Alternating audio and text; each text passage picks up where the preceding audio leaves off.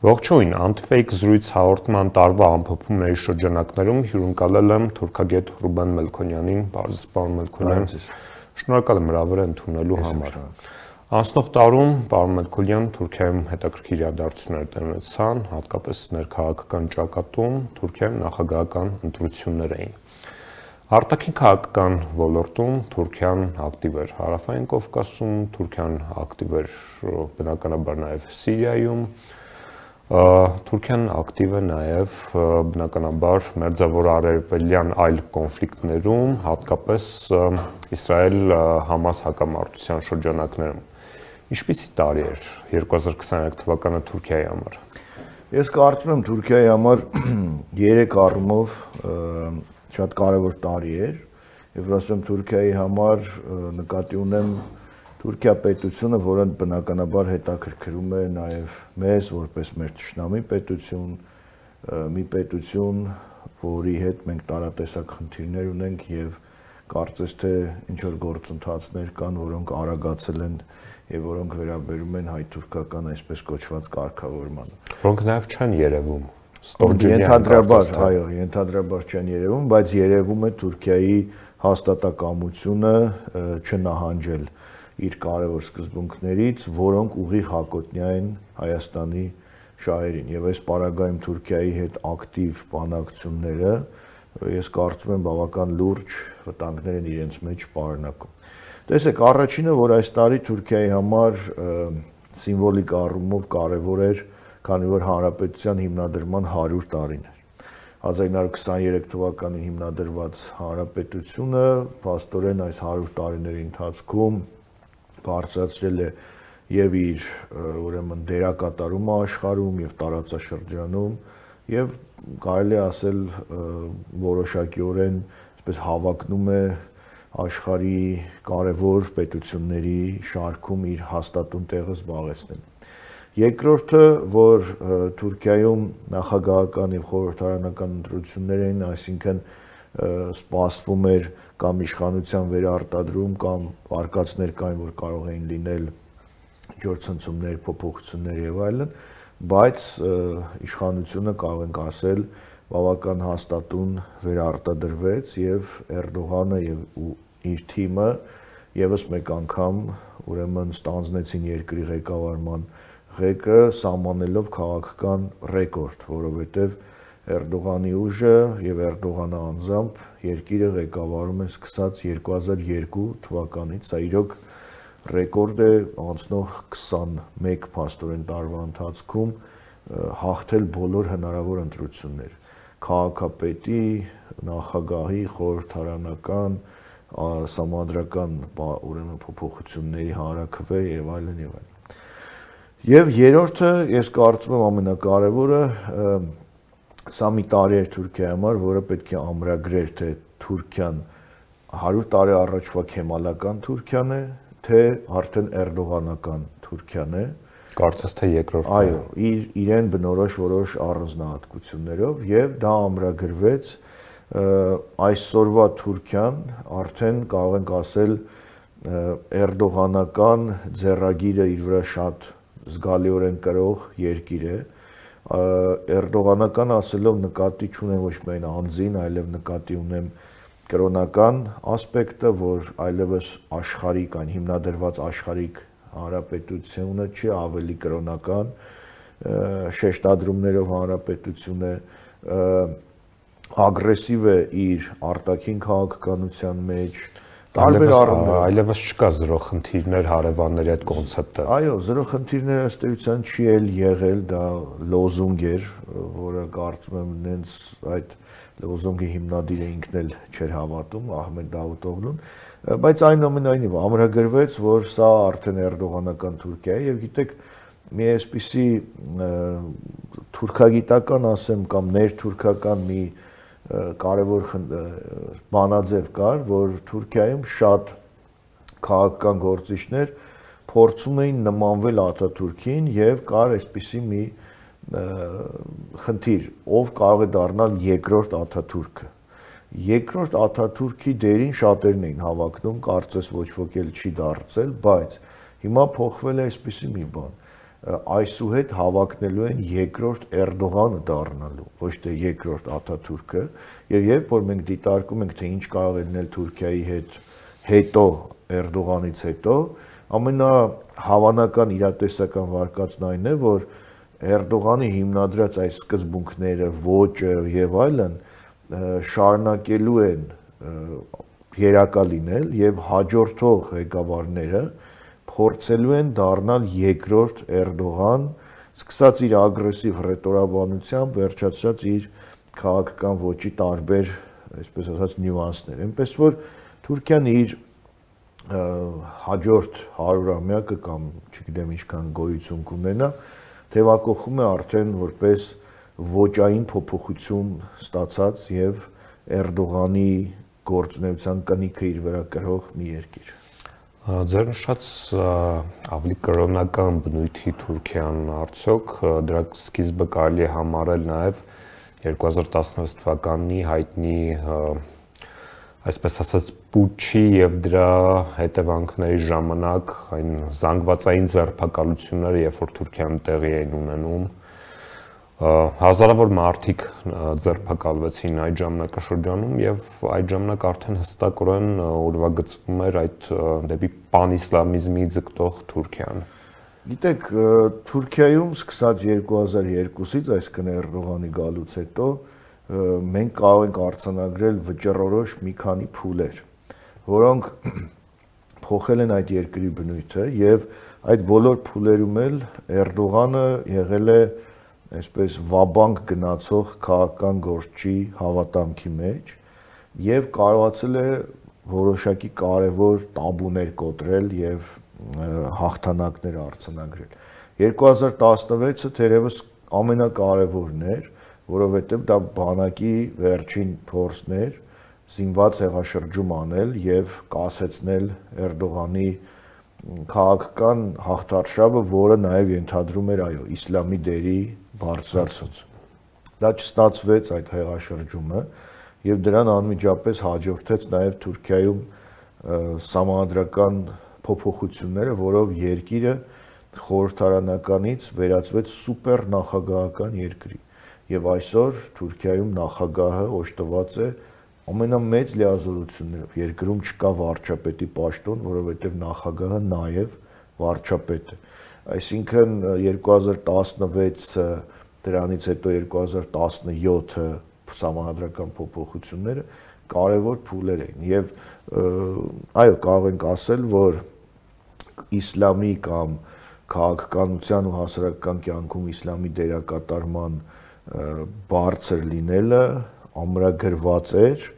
իսկ 2016-ին արդեն այն կարող ենք ասել անդառնալիորեն ամրագրվեց, նույնիսկ վիզուալ խորհրդանշական առումով, որովհետև երբ նայում ենք նույն այդ հուլիսի 15-ի հեղաշրջման փորձի վիդեոները, նկարները, տանկերի դեմ անզեն քաղաքացիներ, այո, կանգնեցին եւ կանգնեցրեցին տանկերը։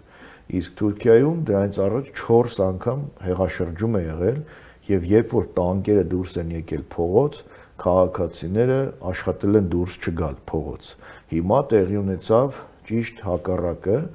եւ այդ քաղաքացիները նաեւ այսպես իսլամին հարող կամ ավելի իսլամամետ հետադեմ հասարակության շերտներ եւ սա սիմվոլիկ առումով իսլամականության հաղթանակն էր նաեւ աշխարհիկության, որի թիկունքում աշխարհիկության հանդեպ, որի թիկունքում նաեւ ուժներ, բանակներ։ Հայ-թուրքական հարաբերությունների մասում մենք տեսանք, որ անցնող տարում կային որոշակի գործընթացներ, որոնք պարունակում էին նաև խնդիրներ եւ այս համատեքստում պետք է նշել Թուրքիայի այն աղմուկը, որ նա բարձրացրեց Հայաստանում, Երևանում Նեմեսիա հուշարձանը տեղադրելուց հետո։ Ձեզ օրինակ Հայաստանի իշխանությունները, որոնք խոսում են խաղաղության դարաշրջանի մասին, հետևական կերպով փորձում են մոռացության տալ ցեղասպանության թեման, խոսում են Թուրքիայի հետ հարաբերությունների կարգավորման մասին, ինչ մոտիվացիա ունեին, երբ որ նրանք տեղադրում էին Երևանի Նեմեսիա արձանը, արդյոք դրանով նրանք չսադրեցին Թուրքիային դառնալ ավելի ագրեսիվ մեր հանդեպ։ Տեսեք, մի քանի շերտ կա ձեր հարցին, եթե փորձեմ ամենասկզբից սկսել, Թուրքիան միշտ ուրեմն բավական ուշադիր է Հայաստանում, Հայաստանի շուրջ, Հայաստանի խորհրդանիշների շուրջ, տարբեր զարգացումների հանդեպ եւ սկսած 91-92 թվականներից Թուրքիան նման կերպ արձագանքել է Հայաստանի անկախության հռչակագրին, որտեղ նշված է Արևմտյան Հայաստանում ցեղասպանության փաստը եւ դրա ճանաչման հանդեպ Հայաստանի պարտավորությունները։ Նման կերպ նա ուշադիր է Արարատ լեռան ընդգրկմանը մեր զինանշանում, որպես մեր սիմվոլ։ Որը արդեն կարծես թե ուզում են հեռացնել։ Դե դրա համար եմ ասում, որ այս ամբողջը մի նույն օպերայի, այսպես ասած, տարբեր մասերն են։ Զինանշան, Արարատ սար, անկախության հռչակագիր, թշնամու կերպար, Թուրքը որպես թշնամի եւ այլն, ատոմակայանի փակում, սրանք Թուրքիայի տարբեր պահանջներ են։ Եվ եթե մենք սրանց փորձենք ավելի պրագմատիկ նայել, մենք չենք ասում, որ Թուրքիայի հետ պետք է 85 միլիոնանոց եւ աշխարհի ուժեղագույն բանակներից մեկն ունեցող Թուրքիայի հետ մրցել այդ ոճով, այդ ասպարեզում։ Պարզ է, որ մենք այդ իմաստով չենք կարող մրցել, բայց քաղաքական ու ազգային արժանապատվությունը հաստատ պահպանելու առումով պետք չեն ոչ բայրակտարներ, ոչ ատոմային ռումբեր եւ այլն։ Ուղղակի պետք է կամք, որովհետեւ մենք միշտ էլ մեր տարածաշրջանում շրջապատված ենք եղել մեծ պետություններով եւ ինչպես ասում է պատմահայր Մովսես Խորենացին, մենք փոքր ժողովուրդ ենք, բայց մեզ մոտ էլ հիշատակման արժանի լավ դեպքեր են եղել, նաեւ մենք մեր այսպես արժանապատվությունը պահելու առումով ունենք փայլուն դրվագներ մեր պատմության ընթացքում։ Այսինքն, երբ որ ասում ենք Արարատը մեր սիմվոլն է, դա չի նշանակում ասում ենք մտնենք հիմա Արարատը հետ գրավենք։ Դրանք տարբեր երևույթներ են, ինչը որ հիմա կարծես այդ իշխանական քարոզչություն ուզում են ներկայացնել, որ ռևանշիստներ են, արկածախնդիրներ են, ինչպես կարելի է այսպիսի մտքեր ասել։ Կամ եթե ոչ քարոզչամեքենան, գոնե դրան մերձ ծվարած ինչ որ գործիչներ, վերլուծաբաններ եւ այլն։ Ուրեմն առաջինը այս հանգամանքն է եւ սա Թուրքիայի փաստորեն քաղաքական գիծն է։ Լինի 2023-ի պարտված Հայաստանը, թե լինի 93-ի հաղթող Հայաստանը, թե լինի 2013-ի հաղթած Հայաստանը, Թուրքիայի մոտեցումները միշտ նույնն է։ Անփոփոխ են։ Այո, անփոփոխ է։ Մյուսը ձեր հարցի, թե այս իրավիճակում ինչու են իշխանությունները, չէ, այսպես նախանձախնդիր, խնդիր, այո, եւ նաեւ Նեմեսիսի հետ կապված։ Տեսեք, Նեմեսիսի արձանը կարծես թե այլ նախապատմություն ունի տեղադրելը, բայց իշխանությունները անմիջապես գոնե մի հատվածը հայտարարեցին, որ իրենք դա համարում են սխալ այդ արձանի տեղադրելը եւ դա իբրև թե ներկայացրեցին որպես դիվանագիտական քայլ, որ գիտեք այնքան ժողովրդավար ենք, որ քաղաքապետարանը որոշում է ընդունել, բայց ընդհանուր իշխանությունը չի կիսում։ Կարծում եմ չստացված խաղ էր։ Ամենայն դեպս Թուրքիային այդպիսի հնարքներով հնարավոր չէ խաբել։ Իհարկե, բայց դրան պատասխանելու շատ ավելի լավ եւ բազմաթիվ դրվագներ կային, որ նույն այդ իշխանության ղեկավարը կարող էր պատասխանել Թուրքիայում թուրքական դատարանների կողմից մեղավոր ճանաչված, իհարկե հետո արդարացված, բայց Թալիատ Փաշայի, Էնվեր Փաշայի անունով փողոցներ, պուրակներ, արձաններ, տարբեր մարդասպանների եւ այլն, այսինքն կարելի էր այնքան պատասխաններ տալ, այլ ոչ թե միանգամից ասել ես չէի ուզում, որ այդ արձանը տեղադրվեր, եւ դա ամենևին էլ դիվանագիտություն չէ։ Հետեւաբար ես կարծում եմ ոչ թե սադրել էր թուրքական իշխանություններին, այլ սա շատ հետաքրքիր լակմուսի թուղթ է, որ թուրքական իշխանությունները եւ Թուրքիան գնալու են ամենա, այսպես ասած, մինչև նուրբ կետերը, պահանջելու են ինչ-որ մի պահի, եթե դեպքերը այսպես զարգանան, անվանափոխել Երևանի թաղամասերը, որովհետև Կիլիկիա թաղամասը դա թուրքերը կարող է համարեն վիրավորանք, որովհետև Կիլիկիան գտնվում է Թուրքիայում։ Կամ հասնեն դասագրքերին։ Ասարքերին կարծես թե հասել են արդեն եւ այլն, այսինքն չի լինելու մի ոլորտ, որտեղ Թուրքիան ինչ որ պահանջներ չունենա, որովհետեւ տարիներով, տասնամյակներով նրանք լրջորեն աշխատել են եւ դա եւս մեկ անգամ փաստեցինք, որ իրենց ամփոփող պահանջներ են։ Եվ ամենավերջում Թուրքիայի հետ միշտ դժվար է եղել բանակցելը, միշտ եղել են նման խնդիրներ, ինչպես ասած 90-ականներից սկսած Արարատ լեռը եւ այլն խնդիրներ եղել են, բայց երբ որ բանակցում ես ամենաթույլ քո վիճակում, այդ խնդիրները շատ ավելի դասնապատկում են եւ ավելի ուժով գալիս են օրակարգ։ Դրա համար ինչպես վերջերս մեր երկրի ամենափորձառու քաղաքական գործիչներից մեկի հետ զրույցի ժամանակ ասած կարծիք, որը շատ ճիշտ է նաև մասնագիտական տեսանկյունից, որ հիմա Թուրքիայի հետ բանակցելը նման է ինքնասպանության։ Հիմա Թուրքիայի հետ հարաբերությունները կարգավորելուն գնալը այս ոճով նման է ինքնասպանության, ոչ թե պրագմատիզմի, այլ նման է ինքնասպանության, որովհետև դու ոչինչով չես կարողանալու հակադրվել թուրքական պահանջներին։ Իսկ թուրքական պահանջները ընդունելը դա դեռ չի նշանակում ոչ խաղաղություն, ոչ էլ նշանակում է քո հանդեպ թշնամանքի թուլացում, որտեղ ըստ արևելյան օրենքների, ինչքան որ դու զիջում ես, այնքան պահանջները ավելանալու են։ Այսինքն այստեղ այն մտածողությունը, ինչ որ իրենք ունեն, չեմ կարծում, որ տալու է արդյունքներ, գոնե այնպիսի արդյունքներ, որից մեր ժողովուրդն ու նրա ինքնասիրությունը, այսպես ասած, լավ դուրս գա։ Այսօր Թուրքիան նաև, ինչպես նշեցի, ակտիվ է Մերձավոր Արևելքում, Սիրիայում նա տարիներ շարունակ վարում է ագրեսիվ օկուպացիոն քաղաքականություն, նա այսօր ակտիվ է նաև Իսրայել-Պաղեստին հակամարտության շրջանակներում, ինչ խնդիր է նա լուծում։ Տեսեք, Թուրքիան ուրեմն Սիրիայում օկուպացրել է ավելի քան 3000 քառակուսի կիլոմետր ուրեմն տարածք եւ դա փոքր Թուրքիա է արդեն։ Այնտեղ թուրքական դպրոցներ են, թուրքական դրամն է, թուրքական օրենքներ են եւ այլն, թուրքական դրոշն է։ Դա կոչվում է այսպես կոչված բուֆերային գոտի։ Ակնհայտ է, որ դա Թուրքիայի օկուպացիոն քաղաքականության մի տարրն է եւ դե ֆակտո դա նվաճված տարածք է արդեն։ Մենք այդ նույնը զուգահեռները ոչի կարող ենք տեսնել Ադրբեջանի պարագայում։ Եթե Թուրքիան 3000 քառակուսի կիլոմետր է օկուպացրել, Ադրբեջանն էլ կարծեմ 150 200-ից ավել նույնիսկ 200 քառակուսի կիլոմետր ինքնիշխան Հայաստանի տարածքից, այսինքն դրանք իրոք շատ նման պետություններ են։ Սիրիայի եւ Մերձավոր Արևելյան այլ երկրների հանդեպ Թուրքիան ունի այսպես ասած նոստալգիկ որոշակի մոտեցումներ, որ դրանք նախկինում եղել են այ Օսմանյան կայսրության տարածք, եւ դրանք համեմված են շատ պրագմատիկ քայլերով։ Իրաքում նույնպես որոշակի տարածքներ Թուրքիայի վերահսկողության ներքո է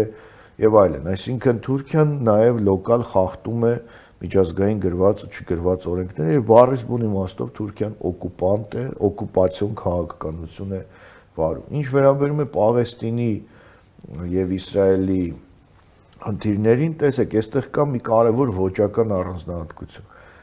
Իսլամական աշխարհում Իսրայելը համարվում է թշնամի եւ Իսրայելի դեմ խոսելը, քայլ անելը, քննադատելը կարծես թե բոլոր մուսուլմանների սուրբ պարտականությունն է, առավել եւս մուսուլման քաղաքական գործիչների, պետական գործիչների։ Թուրքիան այս գիծը տանում է եւ Էրդողանը դեռ 2000-ականներից միշտ իր ռետորաբանության մեջ հակաիսրայելական հստակ էլեմենտներ ունեցել է։ Դա կշիռ է բարձրացնում ըստ միանշանակ իսլամական աշխարհում ես այսպես եմ կարծում, որ սա նաեւ պոպուլիզմի մի հատված է, որովհետեւ Էրդողանը իր այս ոճով,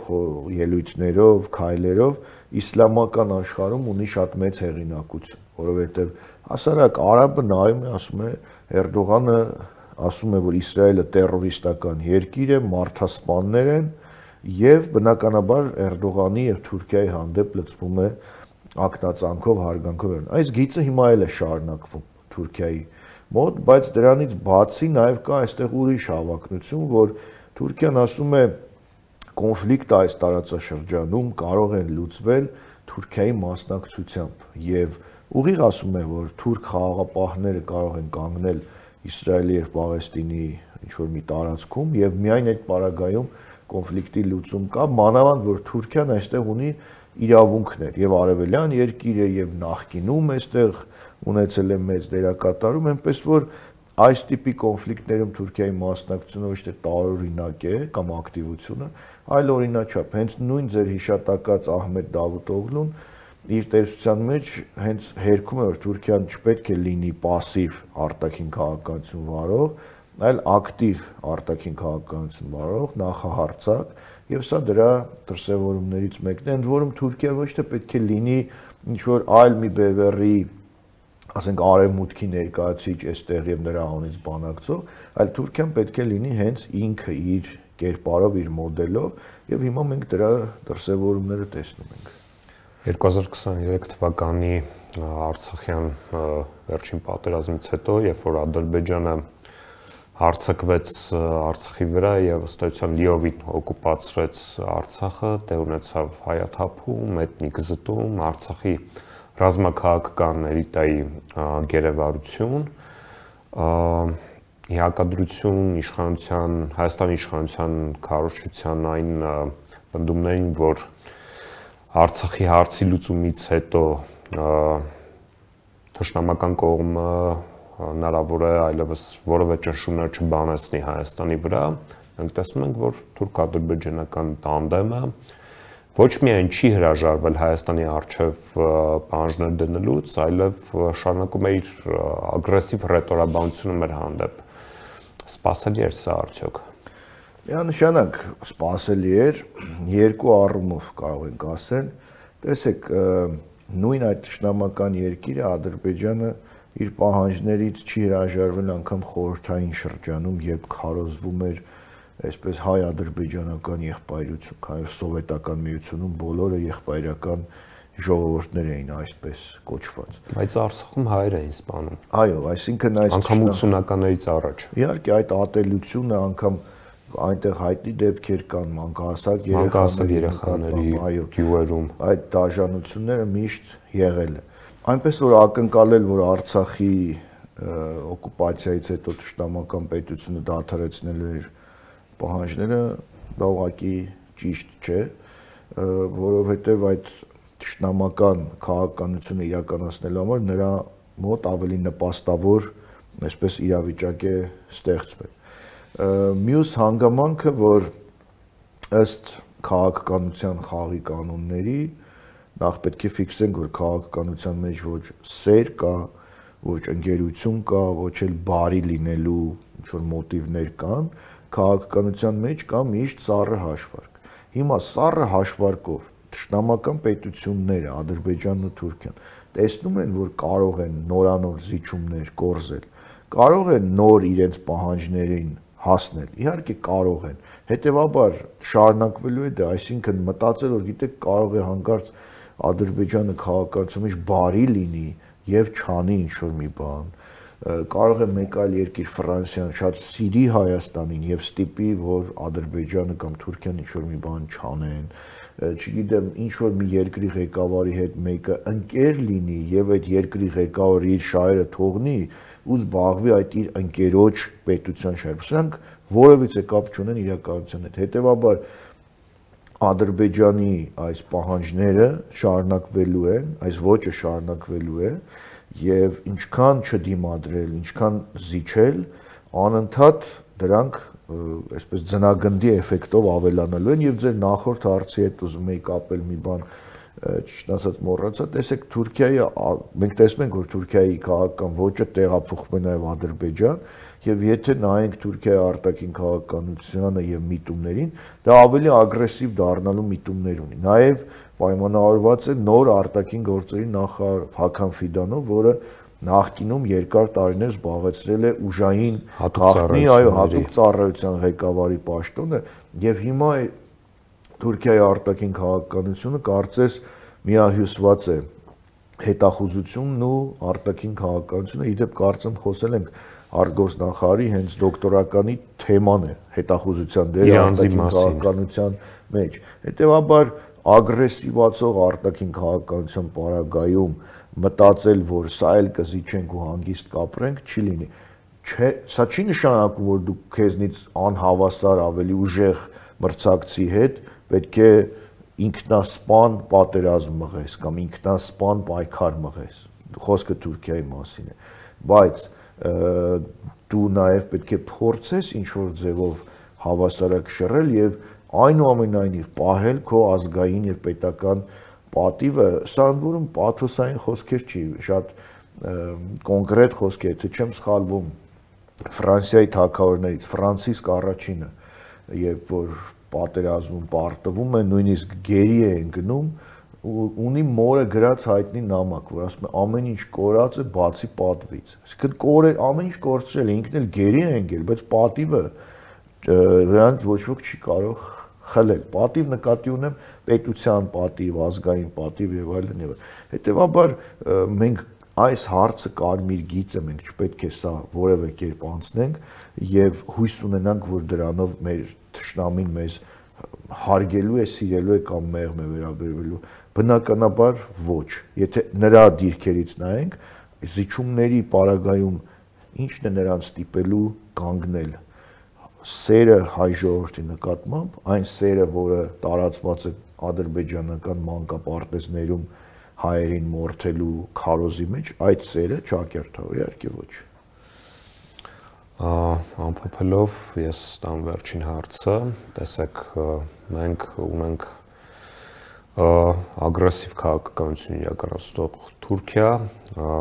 Էրդողանական Թուրքիա, որը ձգտում է իսլամական աշխարհում առաջատար դերակատարում ստանձնել, որը չի խորշում ծավալապաշտական նկրտումներից, նրանք բազմաթիվ անգամ խոսել են Օսմանյան կայսրության պատմական տարածքների վերականգնման մասին, անգամ պաշտոնական մակարդակով, ունենք ոչ պակաս ագրեսիվ Ադրբեջան եւ 2024 թվականին ինչ մենք սպասենք թուրք-ադրբեջանական տանդեմից եւ հայ հասարակությունը ինչ քայլեր պետք է իրականացնի, որպեսզի հնարավոր լինի գոնե ինչ-որ չափով հակազդել այդ ագրեսիվ քաղաքականությանը։ Առաջինը մենք պետք է ակնկալենք այդ ագրեսիվ քաղաքականության շարունակություն, ընդ որում արդեն բավական շահեկան դիրքերից իրենց համար, որովհետև իրենք կարևորագույն խնդիրներ լուծել են եւ դրա ֆոնին կամ դրա հիմքի վրա միամտություն կլինի կարծել, որ նրանք չեն շարունակելու այդ ագրեսիվ քաղաքականության տարբեր դետալները կյանքի կոչել։ Կարելի է միգուցե մտածել որոշակի պաուզա կլինի մինչև Ադրբեջանում ընտրություններ, պաուզա ասելով շատ կարճ, մինչև Ալիևյան ռեժիմի վերարտադրությունը, բայց այդ պետության բնույթը եւ Թուրքիա պետության բնույթը շարունակում է եւ շարունակել է մնալ նույնը։ Այսինքն մենք արդեն տեսնելու ենք դետալային ագրեսիվություն, այսինքն Արարատ Սարի պահանջ, օրինակ, Գերբից Արարատ Սարը հանելու կոնկրետ պահանջ եւ դրա ուղղությամբ կոնկրետ քայլեր, օրինակ եմ բերում, անկախության հռչակագրի չեղարկում։ Եվ դուք տեսնում եք, որ դրա նախադրյալները այս հասարակության այս իշխանությունների մեջ կա։ Դուք տեսնում եք, իշխանությունները իրենց խոսույթով, ինչու՞ միայն խոսույթով, կարող են պատահականություն համարել, որ կառավարության այդ մի դահլիճում արագած լեռան պատկերն է եւ դա է անընդհատ ցույց տրվում։ Հիմա հակադրել Արագած Արարատին կամ, չգիտեմ, Հատիսը Սիփանին, դա ուղղակի անթույլատրելի է եւ չի նշանակում, որ եթե մենք Արարատ ընդունենք որպես սիմվոլ, ուրեմն անտեսում ենք Արագածը կամ սիրենք Արագածը, բայց Արարատը մոռանանք։ Ախր այդպես չի լինում, մի մարդու ցանկությամբ այդպիսի բաներ չի լինում, ազգային խորհրդանիշները դարերով են ձևավորվում ու հնարավոր չի ինչքան էլ ուզում է հասարակության մի հատվածը նրան պաշտպանի այս իշխանությունը, հնարավոր չի ժամանակավոր իշխանությամբ փոխել ազգային խորհրդանիշը, այդպես չի լինում եւ նայեք Թուրքիայի հետ, եթե նաեւ ձեր հարցի հետ կապելով, որ ասում եք այո նրանք համարում են իրենց Օսմանյան կայսրության ժառանգներ, Էրդողանը շատ կարեւոր մի խոսք ունի, որ ասում է մենք ունենք սովորական աշխարհագրություն եւ ունենք սրտի աշխարհագրություն։ Մեր սրտի քարտեզ, հենց ուղիղ այդ տերմինով, եւ մեր քարտեզը սա է, մեր երկրի, բայց մեր սրտի աշխարհագրության մեջ է Բուլղարիան, ինչև է ասում էր Ղարաբաղը, չգիտեմ, տարբեր այն տարածքները, այո, որոնք եղել են Օսմանյան կայսրության տարածքում կամ եղել են թյուրքական տարբեր պետությունների մեջ, այսինքն Էրդողանը ոչ թե ասում է եկեք մոռանանք ինչ որ սիմվոլ, այլ կենտրոնանանք միայն այն սիմվոլի վրա, որը մեր տարածքում է, այլ ասում է մեր սրտի քարտեզը անսահման է, դրա մեջ ամեն ինչ մտնում է։ Հիմա այս կոնտեքստում այսպես մտածող թշնամի պետության ղեկավարը ինչպես պետք է վերաբերվի այն պետությանը, որը իր դարավոր սիմվոլը, ասում է եկեք մոռանանք։ Գիտեք, այդ սիմվոլը այս վերջերս նայում է Արտաշեսյանների դրամների վրա, Արտաշես երկրորդի, եթե չեմ սխալվում, շատ ունիկալ դրամ ունի, շատ քիչ պատահող։ Հակառակ 30-ում Արարատ սարի սիմվոլը կա։ Մեր թվարկությունից առաջ 20 թիվ, եթե չեմ սխալվում։ Ուրեմն դու ինչպես կարող ես հազարամյակների սիմվոլի նկատմամբ այդպիսի վերաբերմունք ունենալ։ Մանավանդ որ դա հանրային կոնսոլիդացիա չունի։ Սոց հարցումներում էլ ցույց են տալիս, թե մեր հասարակությունը ինչպես է վերաբերում այդպիսի նուրբ հարցում։ Իսկ իրենք մանդատ չունեն այս տիպի հարցերում եւ այլ հարցերում ստացած աջակցության շնորհիվ նաև մտնում են այն ոլորտները, այն թեմաները, որտեղ չունեն այդ հասարակության աջակցությունը, եթե չհաշվենք այդ տարօրինակ մի զանգվածի, որը կարծես թե մեր պետությանը եւ ազգին անընկալելի ամեն միտք կարող է արտահայտել եւ որևէ ձևով դրանից չկաշկանդվել։ Եվ վերջինը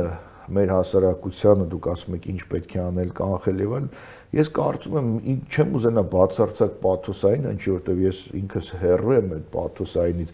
բայց մեր հասարակությունը պետք է իրոք ամուր կարճած մնա իր ազգային ինքնության, որովհետև մենք պետականություն չենք ունեցել, բայց դրա շնորհիվ շարունակվել ենք եւ շատ հետաքրքիր է, որ ազգային ինքնության շնորհիվ։ Իհարկե, կան ազգեր, որոնք այլևս չկան, մեզ հետ սկսած,